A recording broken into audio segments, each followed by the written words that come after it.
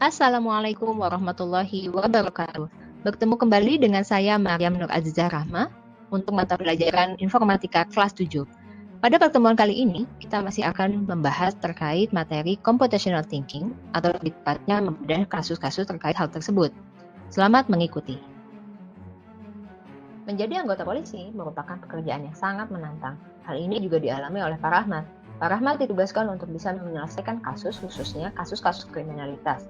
Sayang sekali, terlalu banyak kasus membuat Pak Rahmat kebingungan bagaimana cara menyelesaikannya.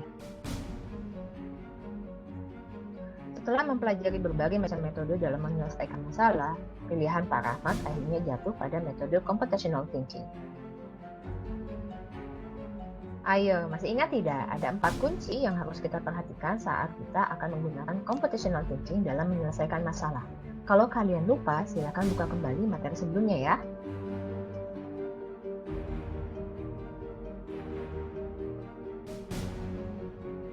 Akhir-akhir ini, kasus kriminalitas yang sering terjadi adalah perampokan. Hal ini juga terjadi pada Pak Beni. Rumah Pak Beni dirampok, sehingga banyak sekali barang-barang serta uang yang berhasil digasok oleh sang perampok. Sayangnya, tidak banyak petunjuk yang mengarah siapa sebetulnya perampok tersebut. Satu-satunya petunjuk adalah ditemukannya beberapa jejak kaki yang terdapat di area berlumpur di belakang rumah Pak Beni. Tapi, apakah cukup untuk bisa menyelesaikan masalah? Pada tahap pertama, tim kepolisian melakukan identifikasi pada barang bukti dan petunjuk yang ada. Disimpulkan bahwa terdapat 4 jenis jejak sol sepatu yang berbeda di sekitar kubangan berlumpur di belakang rumah Pak Beni. Berdasarkan penyelidikan lanjutan dari kepolisian di sekitar TKP, terdapat satu jenis jejak sol sepatu yang mengindikasikan milik si perampok dengan ciri-ciri: 1. Sol memiliki pola garis-garis, dan kedua, tumit sol terlihat sangat tipis. Berdasarkan ciri-ciri yang telah teridentifikasi tadi, yuk kita bantu pihak kepolisian untuk menemukan jejak sol sepatu manakah yang terindikasi milik perampok tersebut. Apakah A, B, C, atau D?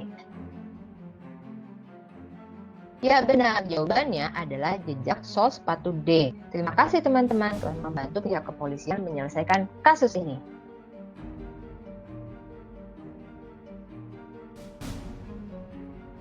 Pagi itu Tono sangat girang karena koper berisi uang miliknya yang pekan lalu hilang kini telah kembali.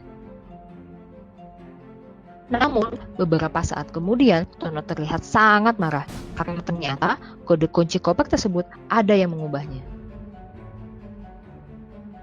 9 digit kode tersebut harus dapat dipecahkan oleh Tono. Jika tidak, koper tersebut tidak akan terbuka. Impian untuk membeli mobil pun akan sirna seketika. Tapi Tono tidak berputus asa. Dia terus mencari informasi tentang masalah apa yang sedang dihadapinya. Proses pencarian informasi tentang cara bagaimana menemukan kode kunci tersebut berbuah manis. Tono akhirnya mendapatkan beberapa petunjuk mengenai hal ini. Tono sangat tertantang untuk bisa menyelesaikan masalah ini. Yuk bantu Tono yuk supaya bisa segera membuka koper tersebut. Untuk bisa membantu Tono, kita harus memperhatikan kembali petunjuk nomor 1, 2, dan 3. Nah, berdasarkan petunjuk 1, 2, dan 3 tadi, maka dapat disimpulkan bahwa pada kode tersebut, angka 9 akan muncul sebanyak 1 kali, angka 6 dan 7 akan muncul sebanyak 2 kali, dan angka 2 akan muncul sebanyak 4 kali. Pada petunjuk sebelumnya mengatakan bahwa angka 9 itu akan muncul 1 kali, maka pada petunjuk keempat memberitahukan kita bahwa angka 9 juga akan berada di tengah-tengah kombinasi kode yang akan kita pecahkan. Berlanjut pada proses selanjutnya. Perhatikan kembali petunjuk nomor 6 dan juga petunjuk nomor 4. Di sana kita bisa simpulkan bahwa angka 7 itu akan berada di awal dan di akhir kode tersebut. Maka, kode sementara akan seperti ini. Walaupun belum terpecahkan semua, tapi hati Tono tetap senang, karena ini berarti semakin dekat dia untuk bisa membuka koper tersebut.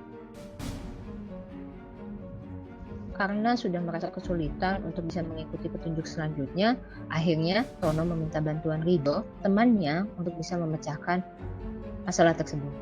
Rido ini adalah seorang IT expert, di mana dia memiliki keahlian dalam bidang security system.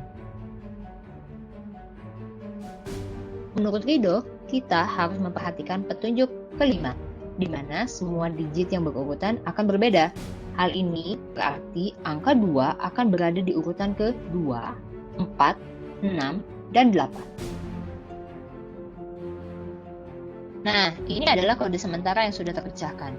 Jika kita memperhatikan kembali petunjuk nomor 1, di mana kode terdiri atas angka 2, 6, 7, dan 9, maka ini adalah jawaban terakhir. Kita akan tahu di manakah letak angka 6 berada.